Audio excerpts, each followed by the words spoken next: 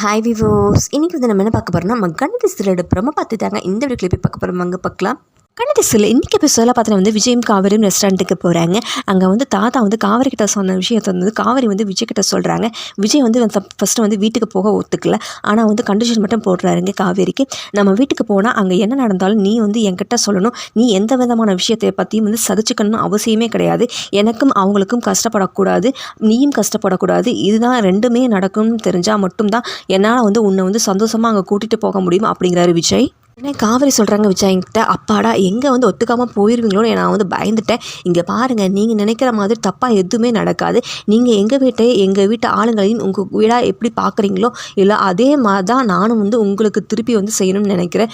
இனி வந்து நாம் வந்து எல்லாரும் வந்து ஒன்றா இருக்கலாம். ரொம்ப ரொம்ப ரொம்ப தேங்க்ஸ், ஒன்றா இருக்கலாம், தேங்க்யூ அப்படிங்கிறாங்க காவேரி விஜய்கிட்ட.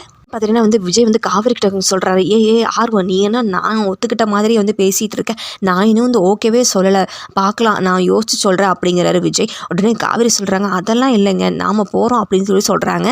இதுக்கப்புறம் என்ன நடக்க போகுது தெரியலைங்க, அதை வெயிட் பண்ணி நம்ம அடுத்த எபிசோடில் அதை பார்க்கலாம்.